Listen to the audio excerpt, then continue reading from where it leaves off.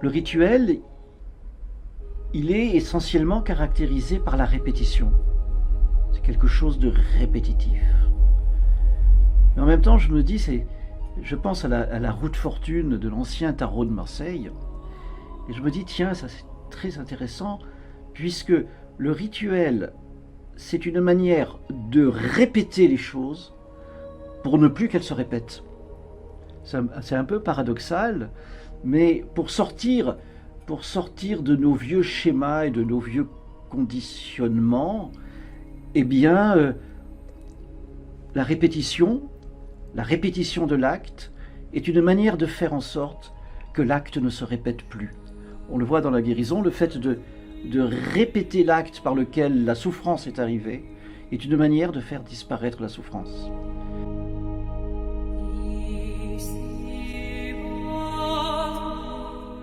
Alors l'origine de ce mot est aussi très, très difficile à définir. Alors bon, habituellement, on dit que le rituel, le sens premier, c'est une posture, une attitude, une certaine attitude. Moi, je crois qu'il y a effectivement dans le rituel une consécration de l'attitude, une sacralisation de l'attitude, de la posture.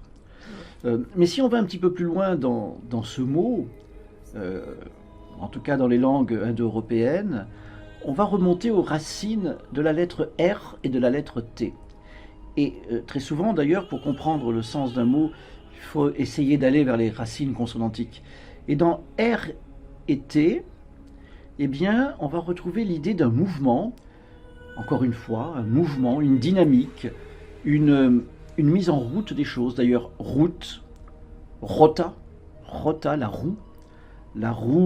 Alors je parlais de la roue de fortune de l'ancien tarot de Marseille, mais on peut aussi parler de la roue de la vie, et en même temps de cette posture corporelle qui consiste à reprendre à chaque fois une dynamique circulaire, un cycle, mais aussi un mouvement circulaire.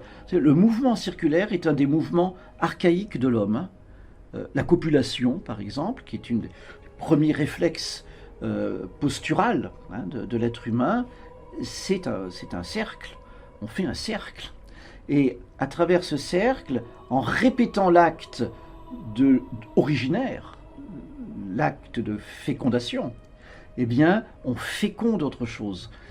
À chaque instant, en reproduisant, en réactivant l'énergie du cycle, du cercle, on fait revivre le rythme du cosmos et aussi le cycle du temps.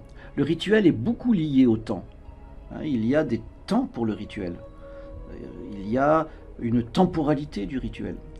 Et en même temps, à travers le rituel, eh bien, on sort de l'habitude. Moi, je crois que ce dont nous souffrons le plus, ce sont les habitudes. On répète. Tous les jours, la même chose. Tous les dimanches, on va faire cette action où on va manger un certain plat. Voilà. Et c'est extrêmement agaçant. Oh là là, mais c'est terrible. Aujourd'hui, c'est dimanche. On va manger des spaghettis, comme tous les dimanches. Mais non. Aujourd'hui, c'est dimanche. On va manger des spaghettis. C'est fédérateur. C'est-à-dire, l'habitude est devenue rituel. Et quand nous transformons nos habitudes en rituels, eh bien, nous sortons de la médiocrité de la condition humaine. On redonne du sacré à nos actes, à nos gestes, à nos postures. Alors qu'aujourd'hui, ce qui se passe, c'est le contraire. C'est-à-dire, nous avons des rituels qu'on ne comprend plus, qui ont perdu leur caractère sacré et qui sont devenus des banalités, des automatismes, et qui sont redevenus des habitudes. Il y a comme un mouvement de sortir de l'habitude pour aller vers le rituel et de faire attention que le rituel ne nous amène pas à retomber dans l'habitude.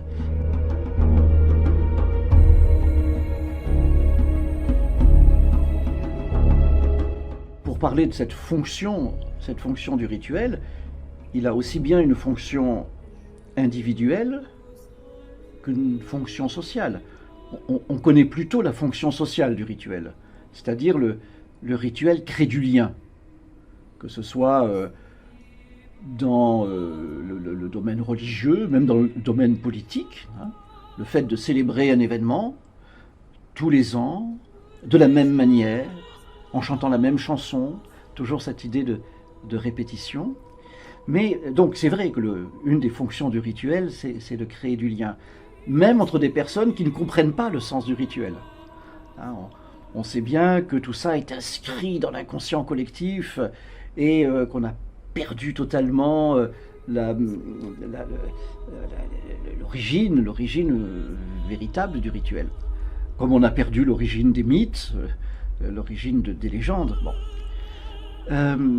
Donc il y a cette fonction de créer du lien, de maintenir du lien social, hein, à travers le rituel. Mais il y a aussi une fonction individuelle qui exprime des expériences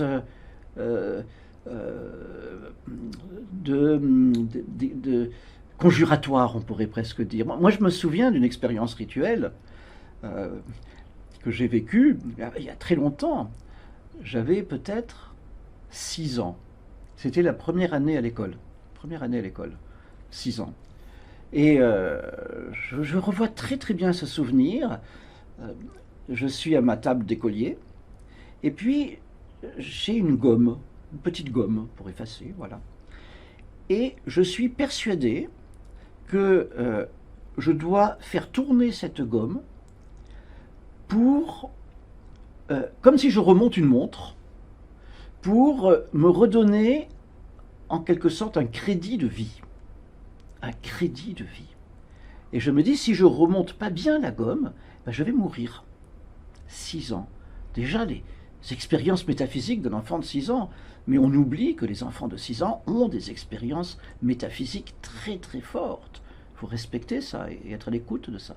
Et donc, je me revois très bien sur ma petite table d'écolier à retourner cette montre en me disant, voilà, il faut que je me remonte encore, hein, sinon je vais mourir si je ne le fais pas. Eh bien ça, je pense que c'est inscrit dans l'inconscient collectif, que c'est quelque chose qui appartient à la mémoire de l'humanité, et que nous sommes tous porteurs, plus ou moins, enfin, de ces informations qui appartiennent à l'univers tout entier. Donc le rituel fait le lien entre l'individu et le collectif, et il permet à l'individu, à l'être humain, de se souvenir qu'il appartient à l'humanité. Et ça, c'est très important, de se souvenir que nous appartenons à l'humanité, dans un monde où parfois nous l'oublions, quand nous considérons certains humains comme moins que des humains, ou quand nous considérons certains humains comme plus que des humains. Certains sont des animaux, des esclaves, des gens que l'on peut mépriser, d'autres sont des dieux, des gens inaccessibles. Non, le rituel nous permet de nous souvenir que nous appartenons à l'humanité.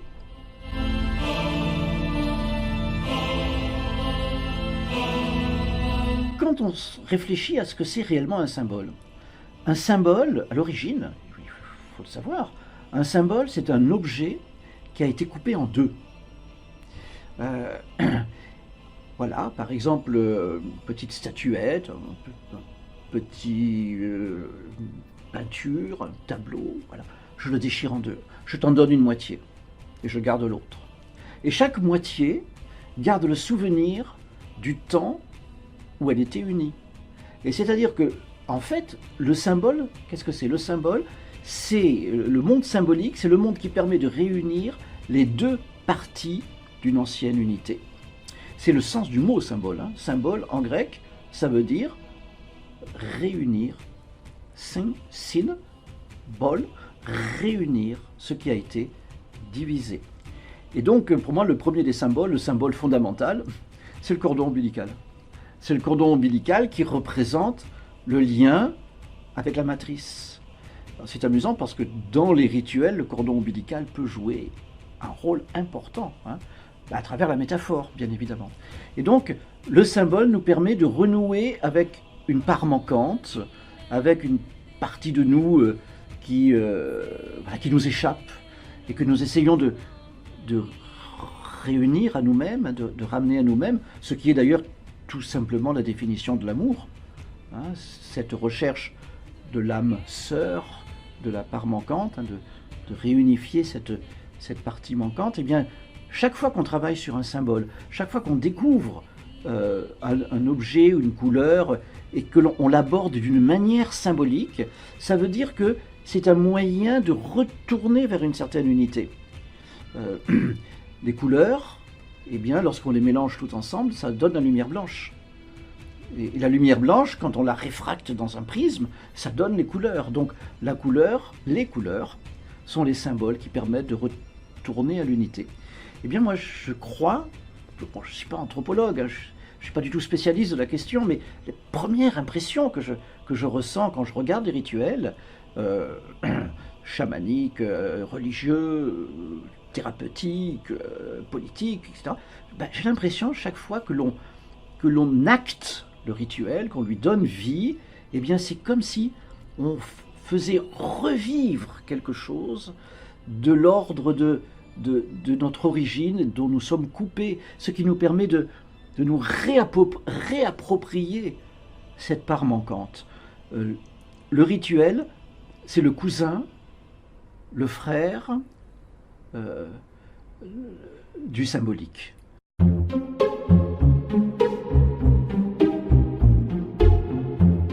Il y a un lien entre le rituel et le sacré, pour de nombreuses raisons.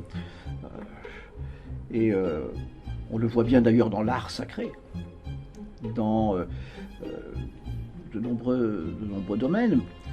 Et je me dis aussi qu'il y a quelque chose d'assez intéressant. Ce sont des travaux d'un philosophe que j'aime bien, qui s'appelle René Girard, et qui a mis en évidence le caractère ambivalent du sacré. Et que le sacré, ce qui est sacré, c'est toujours lié à un double mouvement, à la fois porte-bonheur, à la fois porte-malheur. En même temps positif, en même temps négatif. Et c'est toujours vécu comme quelque chose d'ambigu, ou d'ambivalent plutôt qu'ambigu.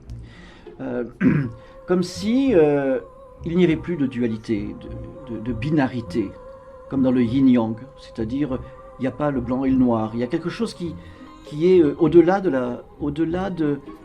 cette dualité aristotélicienne, logique, que l'on connaît habituellement.